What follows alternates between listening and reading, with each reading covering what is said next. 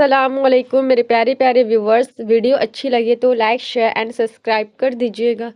اگر آج آپ بھکاری کو 1,00,000 روپے بھی دیں گے تو وہ پیسے اپنے پاس رکھ کر اگلے دن پھر سے بھیک مانگنا شروع کرے گا، لیکن اگر آپ کسی مزدور کو 20 روپے زیادہ دیں گے تو اگلے دن وہ اور زیادہ لگن کے ساتھ مزدوری کرے گا۔ اس لیے بھکاریوں کی حوصلہ شکنی کیجیے، انہیں صرف کھانا کھلائیے اور مزدور کو ان کے حق سے زیادہ دیجیے تاکہ ان کی حوصلہ افزائی ہو۔ ہٹلر ایک مرتبہ ایوان میں اپنے ساتھ مرغا لے کر آیا اور سب کے سامنے اس کے پنکھ نوچنے لگا۔ مرغا درد سے بلبلاتا رہا مگر ہٹلر نے ایک ایک کر کے سارے پنکھ نوچ کر زمین پر پھینک دیے اور جیب سے کچھ اناج کے دانے نکال کر مرغے کی طرف پھینک دیے اور دھیرے دھیرے چلنے لگا۔ مرغا بھی دانا چگتے ہوئے ہٹلر کے پیچھے پیچھے چلنے لگا۔ ہٹلر دانا پھینکتا گیا، مرغا دانا کھاتا ہوا ہٹلر کے پیچھے چلتا رہا اور آخر کار وہ مرغا ہٹلر کے پیروں میں آ کر کھڑا ہو گیا۔ تب ہٹلر نے اسپیکر کی طرف دیکھ کر تاریخی جملہ کہا، جمہوری ملکوں میں عوام اس مرغے کی طرح ہوتے ہیں، ان کے لیڈر پہلے عوام کا سب کچھ لوٹ کر انہیں اپاہج کرتے ہیں اور بعد میں انہیں تھوڑی سی خوراک دے کر ان کے مسیحا بن جاتے ہیں۔ حالیہ زمانے میں ہمارے حالات بھی کچھ ایسے ہی ہیں۔ شکاری کتا خرگوش کا پیچھا کرتے ہوئے جب اسے نہیں پکڑ پاتا تو اس سے پوچھتا ہے، تمہاری ٹانگیں چھوٹی ہیں اور میری لمبی، پھر بھی میں تمہیں کیوں نہیں پکڑ سکتا؟ خرگوش شکاری کتے کو جواب دیتا ہے، کیونکہ میں اپنے لیے بھاگ رہا ہوں اور تم اور کسی کے لیے بھاگ رہے ہو۔ اگر اپنے حقوق حاصل کرنے کے لیے خرگوش نہیں بن سکتے ہو تو دوسروں کے لیے کتا بھی نہیں بنو۔ ایک خاموش پیغام چمچوں کے نام۔ وہ روٹی چرا کے چور ہو گیا، لوگ ملک کھا گئے قانون لکھتے لکھتے۔ اے اللہ ہمارے گناہ بخش دے اور ہمارے کام آسان کر دے اور ہمارے رزق میں برکت دے۔ وقت جب آنکھیں پھیر لیتا ہے تب شیر کو کتا بھی گھیر لیتا ہے۔ کبھی عرش پر کبھی فرش پر، کبھی اس کے در کبھی در بدر، غم عاشقی تیرا شکریہ میں کہاں کہاں سے گزر گیا۔ یہ وقت بھی عجیب سوداگر ہے، جوانی کا لالچ دے کر بچپن لے گیا، اب امیری کا لالچ دے کر جوانی چھین رہا ہے۔ کچھ لوگ کچھ بھی نہیں کرتے مگر لوگ ان سے خوش رہتے ہیں، اور کچھ لوگ جان نکال کر ہتھیلی پر بھی رکھ دیں تو بھی ان کی قدر نہیں ہوتی۔ اے عزت دینے والے رب، ہمیں ان لوگوں کے شر سے بچا جو ہماری اچھائیاں تو چھپا لیں لیکن ہماری برائیاں پھیلا دیں۔ جانا مٹی میں ہے تو پھر حسرتوں کے پہاڑ کیسے؟ پھل درخت کے اندر سے نہیں آتا، یقین نہیں تو درخت کاٹ کے دیکھ لیں، لکڑی ہی لکڑی ہے۔ رزق زمین کے اندر سے نہیں آتا، یقین نہیں تو کھدائی کر کے دیکھ لیں، مٹی ہی مٹی ہے۔ یہ سب تو اللہ کے حکم سے آتا ہے، چاہے زمین سے نکالے یا آسمان سے اتارے۔ ماں باپ کی جتنی ضرورت ہمیں بچپن میں ہوتی ہے اتنی ہی ضرورت ان کو بڑھاپے میں ہماری ہوتی ہے۔ زمانے کا شکوہ نہ کرو بلکہ خود کو بدلو، کیونکہ پاؤں کو گندگی سے بچانے کا طریقہ جوتا پہننا ہے، نہ کہ سارے شہر میں قالین بچھانا۔ تہذیب کی مثال غریبوں کے گھر پہ ہے، دوپٹہ پھٹا ہوا ہے پر ان کے سر پہ ہے۔ خدا کو منا رہے ہیں لوگ خلق خدا کا دل دکھا کر۔ لوگ لڑتے ہیں مجھ سے کہ تمیز نہیں، خیر جب تھی تب کون سا صدقے وارے جاتے تھے۔ خوب ہی ہوتا اگر دکھ ریت کے ہوتے، مٹھی سے گرا دیتے پاؤں سے اڑا دیتے۔ شعور کا ہی کرشمہ یا شوق تنہائی ہے کہ رفتہ رفتہ دل سے اتر رہے ہیں لوگ۔ ذرا یاد کر کہ وہ کون تھا جو کبھی تجھے بھی عزیز تھا۔ خواہشات اپنی مرضی سے اٹھایا ہوا بوجھ ہے، اگر اپنی پرواز بلند رکھنی ہو تو اپنا بوجھ ہلکا رکھیں۔ جب اللہ ہاتھ تھام لیتا ہے تو غم میں بھی محبت کی مٹھاس محسوس ہوتی ہے۔ جمال یار کو دیکھا پھر اپنے حال کو دیکھا، جب اپنے حال کو دیکھا بہت بے حال سا دیکھا۔ ہوا ہے تجھ سے بچھڑنے کے بعد یہ معلوم کہ تو نہیں تھا، تیرے ساتھ ایک دنیا تھی۔ مشکل وقت دنیا کا ایک ایسا جادوگر ہے جو ایک پل میں آپ کی چاہت کے دعوے داروں کا چہرہ بے نقاب کر دیتا ہے۔ مہنگے کپڑے سستی لوگ، بھاڑ میں جائے ایسے لوگ۔ خود کو اللہ کی رضا کے سامنے ایسے ڈال دو جیسے سمندر میں تیرتا ہوا لکڑی کا بے جان سا ٹکڑا۔ ضرورت توڑ دیتی ہے غرور بے نیازی کو، نہ ہوتی کوئی مجبوری تو ہر بندہ خدا ہوتا۔ ہنستے ہوئے چہرے کی تحقیق کر لو، جو سچ لگ رہا ہے ممکن ہے اداکاری نکلے۔ میرے پاس کوئی مددگار تو کیا، مدد کا دعویٰ کرنے والا بھی نہیں تھا۔ پھر قرآن کھول کر دیکھا تو اللہ تعالیٰ وعدہ کر رہا تھا، ہر تنگی کے بعد آسانی ہے، اور میں رو پڑا۔ اپنی آواز کے بجائے اپنی دلائل کو بلند کیجیے۔ پھول بادل کے گرجنے سے نہیں، برسنے سے اگتے ہیں۔ گندے ماحول میں کسی بھلے کا پیدا ہونا ایک تعجب خیز بات ہے، لیکن گندے ماحول میں پیدا شدہ نیک انسان راسخ العقیدہ ہوتا ہے۔ فراق کی گرمی سے توز رد پتا تو بن گیا لیکن پختہ پھل نہ بنا۔ تمہاری مثال تو یہ ہے کہ دھوئیں سے ڈیگ تو کالی پڑ گئی لیکن گوشت کچا رہ گیا۔ خلیفہ نے لیلی سے پوچھا، تو وہی ہے جس کی وجہ سے کیش مجنوں اور دیوانہ بنا پھرتا ہے؟ تو دوسرے حسینوں سے بڑھ کر تو نہیں؟ اس نے جواب دیا، خاموش رہ، چونکہ تو مجنوں نہیں ہے۔ اگر تیرے پاس مجنوں کی آنکھ ہوتی تو دونوں جہاں تیری نظر میں بے قدر ہوتے۔ تو ہوش میں ہے اور مجنوں بے ہوش ہے، عشق کی راہ میں تیری جیسی بیداری بری ہے۔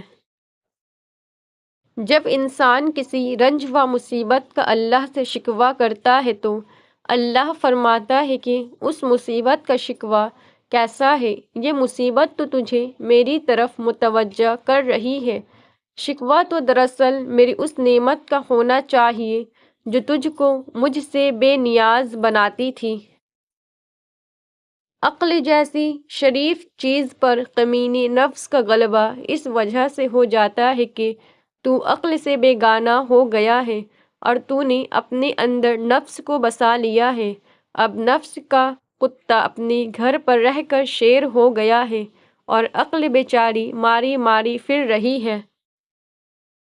جو کہتے ہیں بیٹیوں سے بھی کوئی پوچھتا ہے، سنو بیٹی، فاطمہ علی کا رشتہ آیا ہے، ہاں کر دوں؟ جنید بغدادی رحمۃ اللہ علیہ سے پوچھا گیا، کیا کوئی مرد کسی غیر محرم لڑکی کو پڑھا سکتا ہے؟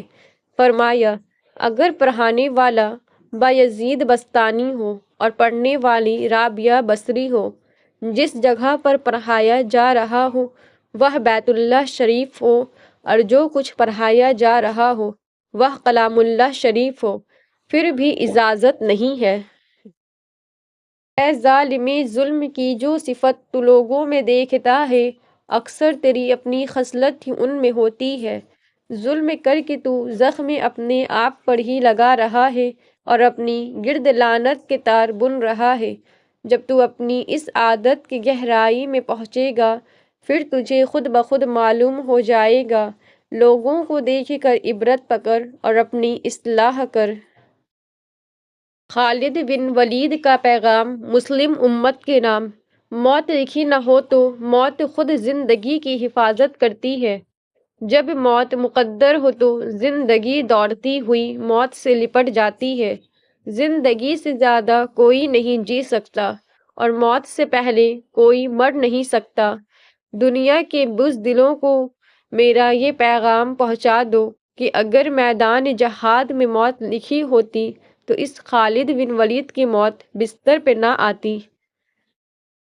اسلام ہمیں پسند کی شادی کی اجازت دیتا ہے، لیکن اسلام بھاگ کر اپنے والدین کی عزت کا جنازہ نکال کر شادی کرنے کی اجازت بالکل نہیں دیتا۔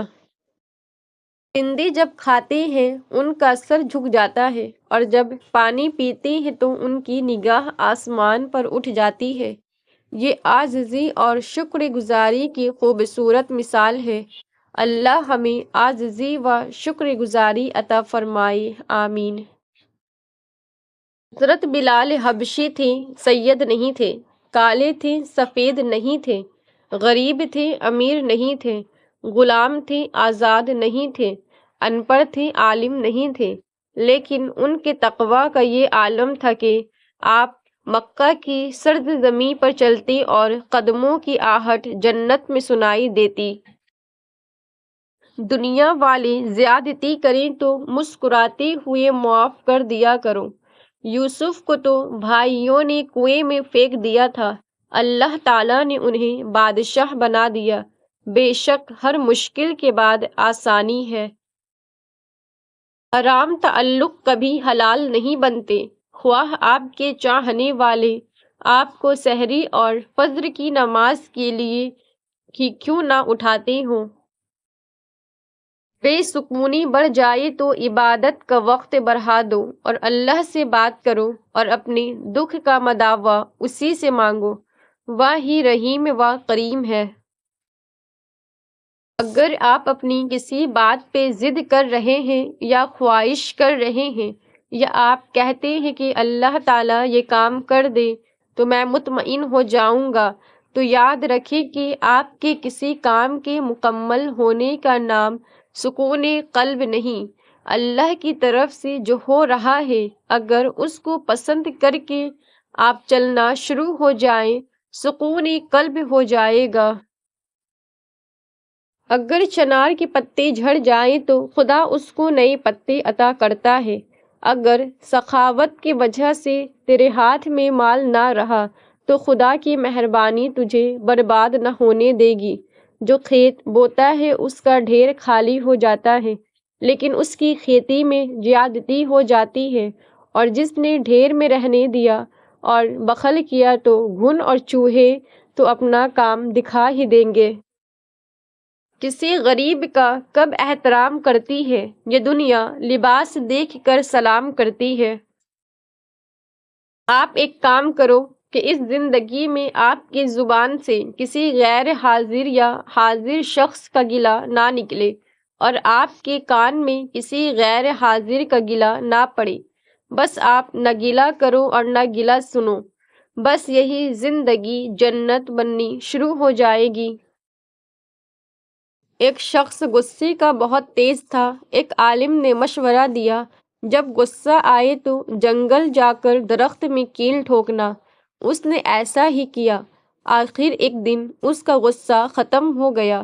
اس نے عالم کو بتایا۔ عالم نے کہا، اب اس درخت سے یہ کیل نکال لو۔ آدمی نے کیلیں نکال لیں، لیکن درخت میں سوراخ ہو گئے۔ عالم نے کہا، یہ وہ سوراخ ہے جو تم غصے کی حالت میں لوگوں کے دلوں میں کرتے تھے۔ لوگ بحث کرتے ہیں، ہم آنکھوں سے دیکھتے ہیں، کانوں سے سنتے ہیں، تو اللہ کیسے دیکھتا ہے، کیسے سنتا ہے؟ میں عرض کروں، جب تم خواب دیکھتے ہو تو بغیر آنکھوں سے دیکھتے ہو، بغیر کانوں سے سنتے ہو، تو اللہ نے تمہارے وجود میں اپنے وجود کی دلیل رکھی ہے۔ جنت کا مطلب یہ ہے کہ رنجش کسی کے ساتھ نہ ہو، گلہ کسی کے ساتھ نہ ہو، نہ خدا کے سامنے بندوں کا گلہ ہو اور نہ بندوں کے سامنے خدا کا گلہ ہو، اور حاصل اتنا رکھو کہ چھوڑنا مشکل نہ ہو، پھر یہ زندگی جنت ہی ہے۔ مجھے فرانس کے ملاحوں کی یہ بات بہت اچھی لگتی ہے کہ جب وہ سمندر میں اترنے لگتے ہیں تو بڑی مختصر سی دعا مانگتے ہیں: یا اللہ، تیرا سمندر بہت بڑا ہے اور میری کشتی بہت چھوٹی ہے، ہم پر رحم کرنا۔ حسن کردار سے نور مجسم ہو جا کہ ابلیس بھی تجھے دیکھے تو مسلمان ہو جائے۔ بہکا تو بہت بہکا، سنبھلا تو ولی ٹھہرا، اس خاک کے پتلے کا ہر رنگ نرالا ہے۔ میری غفلتوں کی بھی حد نہیں، تیری رحمتوں کی بھی حد نہیں، نہ میری خطا کا شمار ہے نہ تیری عطا کا شمار ہے۔ کل میں ایک چست و چالاک اور ناسمجھ نوجوان تھا۔ میرا خیال تھا میں ساری دنیا کو بدل ڈالوں گا، یہ کوئی بڑی بات نہیں۔ آج میں ایک تھکا ہوا سمجھدار بوڑھا آدمی ہوں۔ میرا خیال ہے میں خود کو بدل ڈالوں، یہ بھی بہت بڑی بات ہے۔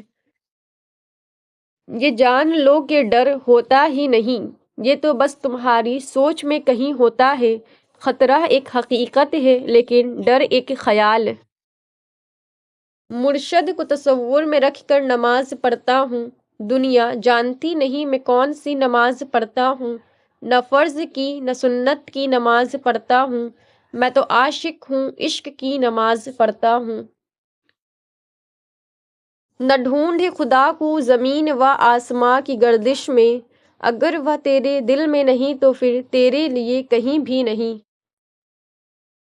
آج کے دور میں اگر کوئی مخلص بندہ مل جاتا ہے تو غنیمت سمجھے، اس پر اپنی چالاکیاں نہ آزمائے۔ یاد رکھیں، بے وقوف کوئی نہیں ہوتا۔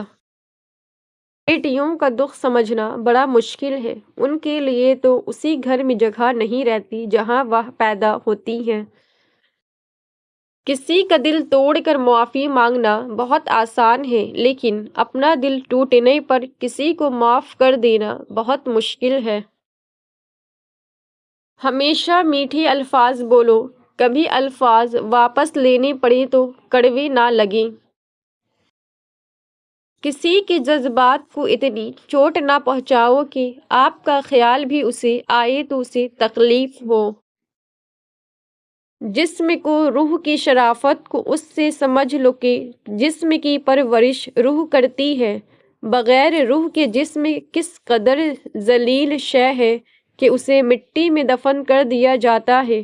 جسم کی وسعت 2 گز سے زیادہ نہیں ہے، لیکن روح کی پہنچ آسمانوں تک ہے۔ میں نے زندگی سے پوچھا، تو اتنی مشکل کیوں ہے؟ زندگی نے ہنس کر جواب دیا، یہ دنیا آسان چیزوں کی قدر نہیں کرتی۔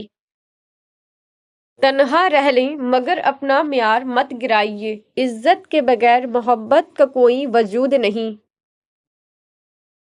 کوئی کسی کا خاص نہیں ہوتا، لوگ تبھی یاد کرتے ہیں جب ٹائم پاس نہیں ہوتا۔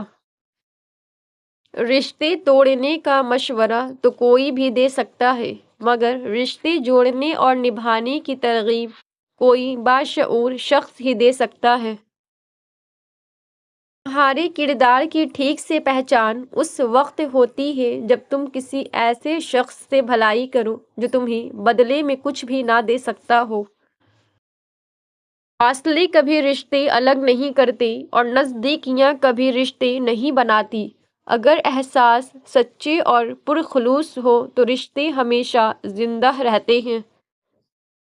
رشتے خراب ہونے کی ایک وجہ یہ بھی ہے کہ لوگ رشتہ توڑنا تو پسند کر لیتے ہیں، لیکن اس رشتے کو بچانے کی خاطر اپنی انا ختم نہیں کر سکتے۔ ہر مشین کے ساتھ ایک مینوئل بک ملتی ہے، انسان کی مینوئل بک قرآن مجید ہے۔ اڑا دیتی ہے نیندیں بھی کچھ ذمہ داریاں گھر کی، دیر تک جاگنے والا ہر شخص عاشق نہیں ہوتا۔ جس امت کو قبرستان سے گزرتے وقت مردہ کو سلام کرنے کا حکم ہے، وہ اب اتنی بے حس ہو چکی ہے کہ زندہ کو بھی بغیر مطلب سلام نہیں کرتے۔ مضبوط رہو، زندگی کمزور لوگوں کو قبول نہیں کرتی۔ مانگنے والے کو دنیا دیتی ہے اور دینے والے کو اللہ دیتا ہے۔ خود غرض لوگ رشتوں کو نبھاتے کم اور آزماتے زیادہ ہیں۔ زندگی کو سادہ مگر خیالات کو بلند رکھو۔ سخت سے سخت الفاظ بولتے وقت ہمیں یہ یاد نہیں رہتا کہ سننے والے کو یہ الفاظ کب تک یاد رہیں گے۔ اے مطلب تیرا شکریہ، تو نے سب انسانوں کو جوڑ کر رکھا ہے۔ کڑوا سچ، آج کل کچھ عورتیں آزادی مغرب والی اور حقوق اسلام والے چاہتی ہیں۔